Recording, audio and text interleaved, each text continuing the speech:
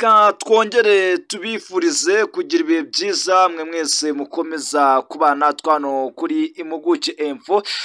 Twinjiye mu makuru agezweho kano kanya. Ni inkuru nakwita ko ari nk'impanuka, inkuru inababaje mu karere ka Gatsibo mu ntara y'Iburasirazuba bw'u Rwanda. Abantu batatu barimo umunyeshuri bagwire n'ikirombe bahita bitaba Imana.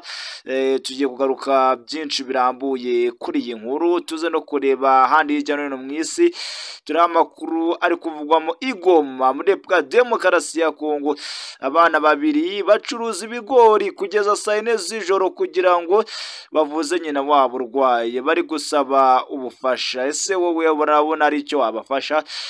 Uratubwira muri komenti. Ushaka kudukurikirana unyuze kuri Facebook, kuri X ndetse na YouTube. Reka dutumikira abadutumye tugaruke mu kanya mu buryo burambuye. Abantu benshi cyane rero bakomezaga kugenda bambwira ngo Jeswe izo bipango ni gute dushobora kuba twabona uburyo bwo kujya kwiga hanze. Reka nze mbabwire uburyo bwiza bwo kujya kwiga hanze. Ariko igihugu ngiye kubabwira amaginga aya ngaya ni mu gihugu cy'Ubushinwa. Nta experience mbifitemo uburyo nakubwiramo ngo visa bayibona barya, babigenza barya, bagira bate. Ariko reka nkurangira abantu bagiye kugufasha muri ibi bintu. Hamagara ino nimero ubona ahangaha, uhamagare abitwa The Planet School Services bagufasha. Bo ni nk'umurabyo ushiduka ugeze mu Bushinwa. Bahamagare bagufasha wongere skills na knowledge. Isaro Maize Flour, iyi ni akawunga nimero ya mbere abayiteguriye ku mafunguro bayikurira ingofero. Baturage mwifuza gucukubira n'imirire mibi ndetse mugahorana imbaraga mu mubiri, mbayitemo kutabura kawunga yitwa Isaro ku mafunguro yanyu. Akarusho kandi nuko ari kawunga yahawe icyemezo cy'ubuziranenge n'ikigo gishinzwe ubuziranenge mu Rwanda, Rwanda Standard Board.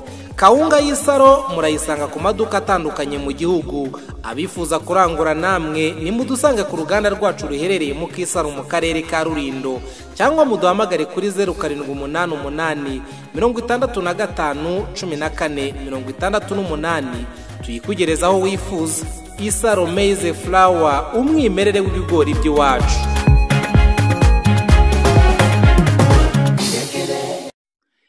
Ikaze mu makuru yacu mu buryo burambuye. Duhera mu karere ka Gatsibo mu ntara y'Iburasirazuba bw'u Rwanda.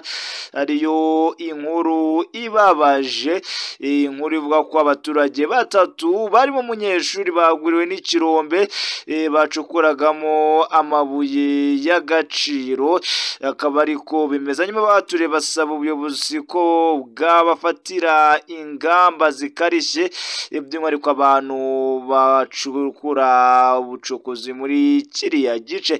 Ibi byabereye mu murenge wa Rugarama mu kagari ka Kanyangesi, akaba ari kuri 19 Mata 2025. Umwe mu baturage bagana n'itangazamakuru avuze ko nyine yamenye ari amakuru ayabwiwe n'umuntu wamuhamagaye amumenyesha ko nyine ari abantu batatu bagwiriwe n'ikirombe. Noneho bagezeyo basanga koko iyo nkuru niyo. Uyu muturage avuga ko kandi nyine abagiye hariya gufatanya n'abandi kugira ngo nyine bakura itaka muri kiriya kirombe, baje gusanga nyine bariya barimo bamaze kwitaba Imana. Umwe mu babyeyi bo muri ako gace waganiriye n'itangazamakuru kandi yavuze ko mu bantu batatu baguriye n'ikirombe bagapfa harimo umuhungu wigaga mu mwaka wa 5 w'amashuri yisumbuye wari waje gushakisha amafaranga yo kugura ibikoresho by'ishuri, dore ko umubyara yabataye. Urumva ni inkuru iteye agahinda. Wenda nakutinga ibyavuze ati nishwe n'agahinda cyane ubwo namenyaga iyi nkuru ko batatu baguriye n'ikirombe harimo umwana wanjye yari yaje gushaka amafaranga kugira ngo abone ibikoresho by'ishuri. Iyo rero ari mu kiruhuko ari inyabya agashakisha amafaranga kuko se umubyara yaje kuza kuba aduta. Urumva ko ni inkuru iteye agahinda muri rusange hariya mu karere ka Gatsibo. Icyo nakubwira nuko kugeza amagingo ngaya nyine ubuyobozi ntacyo bwari bwagira icyo buvugaho kuri iyi nkuru nyine, ariko urumva ko nyine ari inkuru iteye agahinda ariya mu karere ka Gatsibo za Rugarama mu burasirazuba bw'u Rwanda.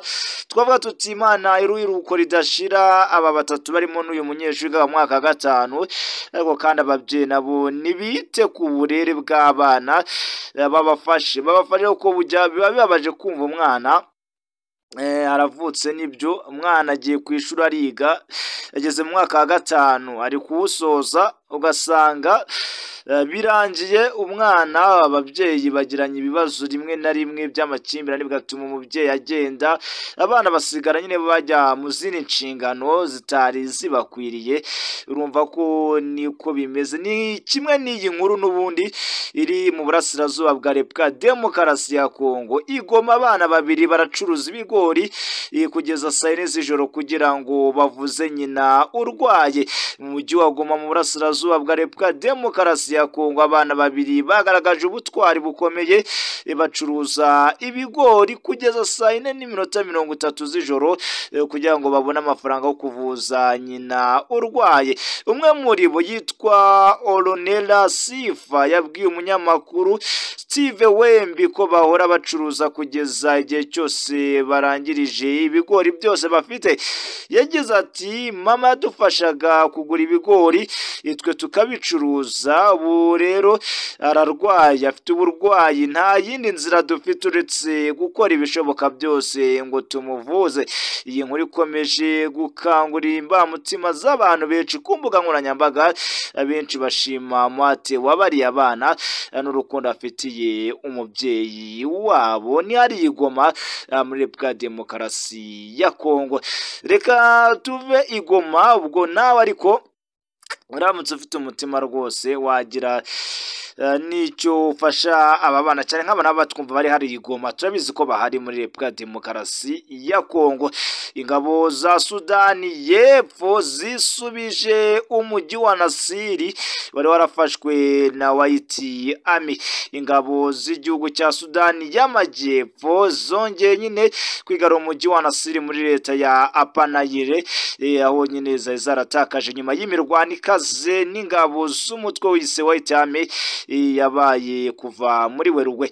Umuvugizi wa CSPDF akari igisirikare cya kiriya gihugu yitwa Luluwali Kawongo yemeje ko ku cyumweru nyine mu magambo ye ko bigaruriye umujyi ukomeye wa Nasiri, kandi koko iyo nkuru ari impamo ndetse akaba ari impano ikomeye ku basirikare bishyuye ikiguzi kinini mu gihe cyo kurinda ndetse no kuwisubiza, nk'uko tubikesha natwe China Daily .com igenda ibivuga. Muri Werurwe nibwo imirwano ikaze yatangire mu mujyi w'ingenzi wa Nasiri hagati y'ingabo za Sudani y'Amajyepfo n'inganyeshamba za White Army, umutwe w'ingabo leta ivuga ko ufitanye isano n'ishyaka ritavuga rumwe n'ubutegetsi rya CPLMO.